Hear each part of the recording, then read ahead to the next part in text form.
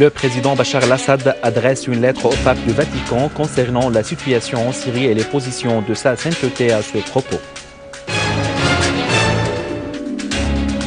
L'armée arabe syrienne neutralise de dizaines de terroristes et progresse dans plusieurs régions syriennes.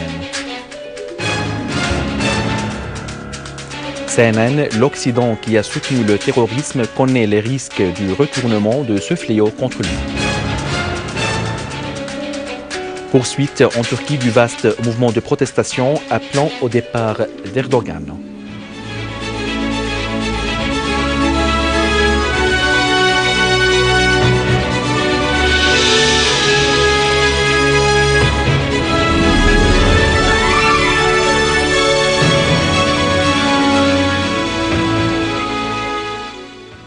Mesdames et messieurs, bon après-midi et bienvenue à notre journal.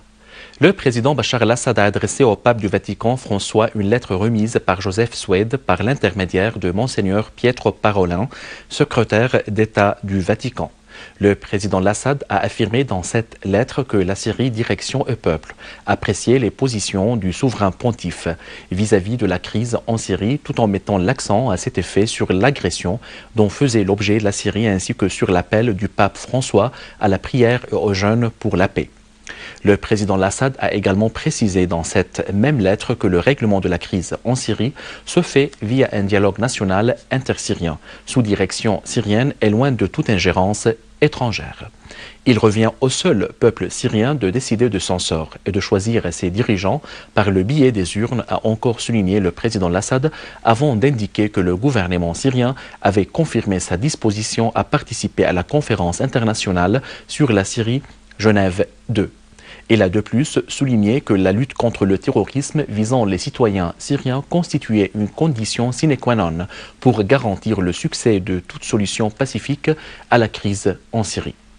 L'arrêt de la violence dépend de l'abstention de certains pays d'accorder un appui militaire, logistique et financier aux groupes terroristes armés qui sont entraînés par certains pays limitrophes et soutenus par d'autres pays connus dans la région du Moyen-Orient et ailleurs, a poursuivi le président al-Assad dans cette même lettre. L'État syrien est déterminé à faire son devoir constitutionnel de protéger ses citoyens, toutes composantes confondues, des crimes perpétrés par les bandes takfiristes contre leurs maisons, écoles et lieux de culte via les attentats terroristes et les obus de mortier, a conclu le président al-Assad.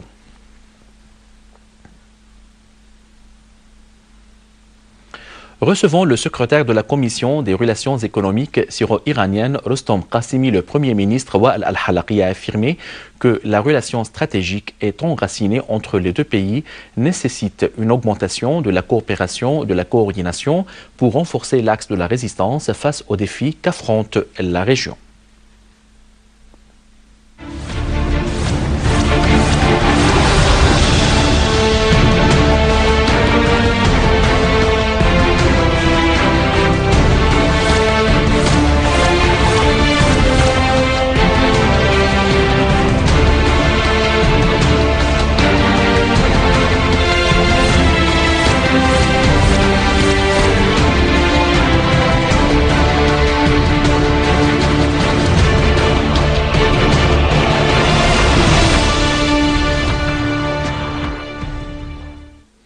Dans la banlieue de Damas, l'armée arabe syrienne a détruit plusieurs repères terroristes dans la ville de Douma. Une source militaire a indiqué que des unités de l'armée ont détruit des repères terroristes à Douma. Des dizaines de terroristes du soi-disant Liwa al-Islam ont été liquidés. La plupart étaient de nationalité non syrienne. Parmi les terroristes tués, Mahdi Onaizi, Salim Shumari, Aïd Fahd, Bouchahar Tandar, Abdallah Bakkar, Saif Darwini et Ouaid Mashal. Le terrorisme s'approche des Occidentaux qui l'avaient soutenu pour déstabiliser certains pays et agresser leurs citoyens comme en Syrie, en Irak, au Yémen et en Libye. Plusieurs indices indiquent la présence de nouveaux foyers terroristes de l'organisation Al-Qaïda près de l'Europe.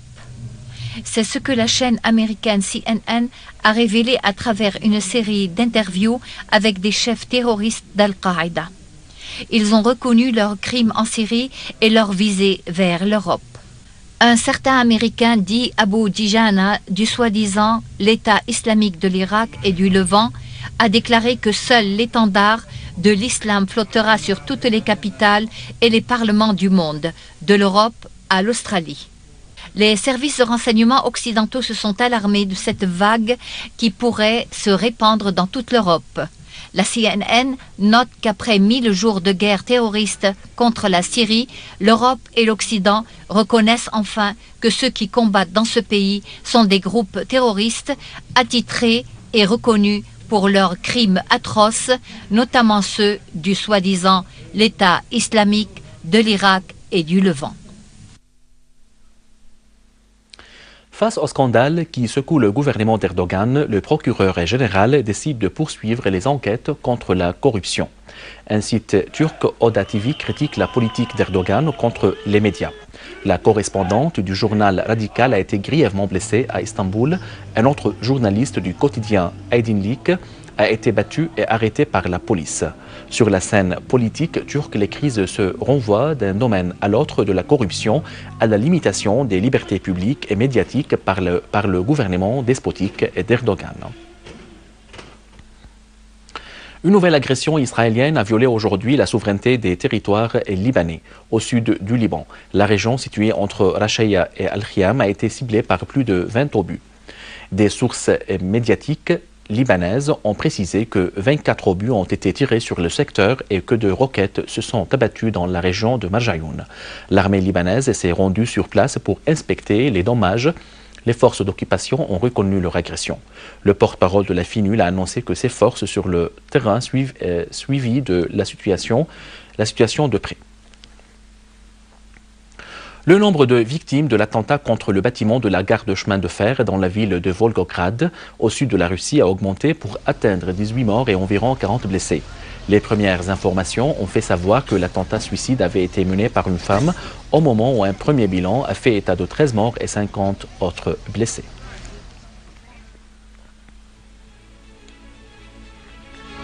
À la fin de ce journal, je vous rappelle les principaux titres.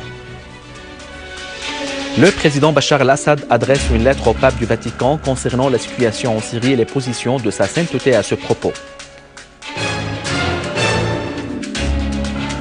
L'armée arabe syrienne neutralise de dizaines de terroristes et progresse dans plusieurs régions syriennes.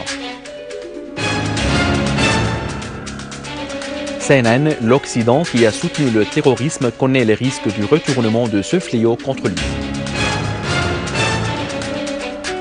Poursuite en Turquie du vaste mouvement de protestation appelant au départ d'Erdogan. Mesdames et messieurs, c'était un autre journal d'aujourd'hui. Merci de l'avoir suivi. Au revoir.